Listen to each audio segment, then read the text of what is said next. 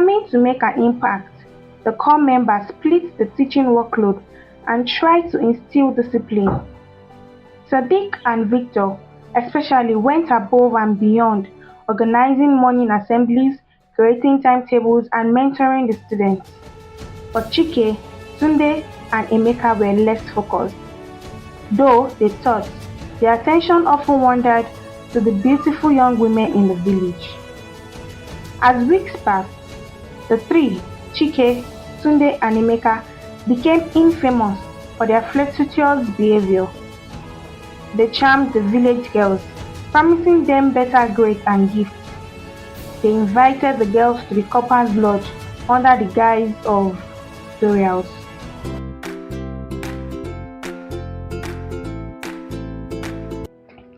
Five young men, Chike, Tunde, Emeka, Sadiq, and Victor, had just completed their orientation camp and were posted to Okeidon, a remote village tucked away in the hills.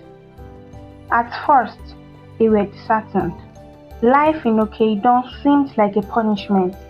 There was no electricity, the roads were bad, and they missed the bustling city life. Why us? Chike lamented, staring at the posting letter in disbelief. Tunde laughed bitterly. This is what happens when you don't redeploy. Despite their frustration, the young men packed their bags and journeyed to the village, determined to make the best of the year ahead. To their surprise, the villagers welcomed them warmly. Farmers gifted them fresh yams, cassava and vegetables. Mothers brought cooked meals, steaming bowls of pounded yam and egusi soup, fresh fish and even palm wine. For the first time, the corpers felt valued. The five were assigned to teach at the village's only public school. They were shocked by what they found. Students wandered in and out of class as they pleased. Teachers barely showed up and often spent the day gossiping under a mango tree. The school building was in disrepair, with broken windows and collapsing roofs. Determined to make an impact, the corps members split the teaching workload and tried to instill discipline. Sadiq and Victor especially went above and beyond, organizing morning assemblies, creating timetables, and mentoring the students. But Chike, Tunde, and Emeka were less focused. Though they taught, their attention often wandered to the beautiful young women in the village. As weeks passed, the three, Chike, Tunde, and Emeka, became infamous for their flirtatious behavior. They charmed the village girls, promising them better grades and gifts. They invited the girls to the corp's lodge under the guise of burials. Sadiq and Victor were appalled. You are playing with fire. Victor scolded one evening. This girl trusts you. You should be mentoring them, not taking advantage of them. Relax, Chike said, laughing. We are just having fun. What's the worst that can happen? Despite the warnings, the three of them continued their escapades. Okeidon was preparing for its grand Ekun festival, held once every 5 years.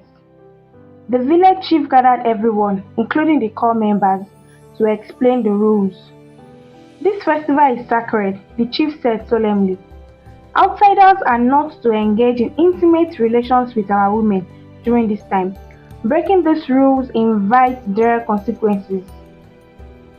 Sadiq and Victor took the warning seriously, but Chike, Tunde, and Emeka dismissed it as superstition. They are just trying to scare us. Emeka scoffed. The festival began with vibrant dance, drumming, and feasts. The air was alive with energy, and the village seemed transformed.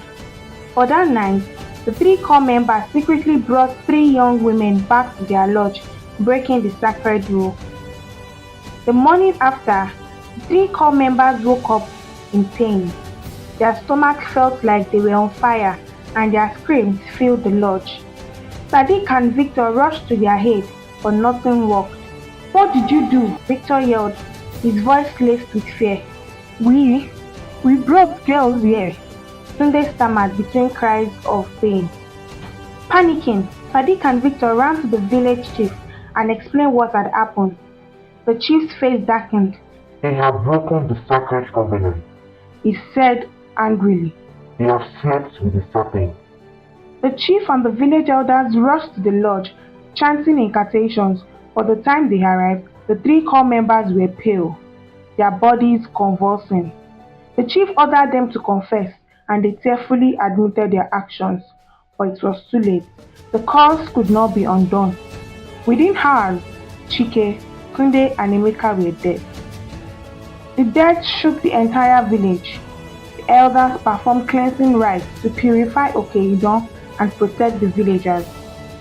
Sadiq and Victor were left traumatized, unable to focus on their service.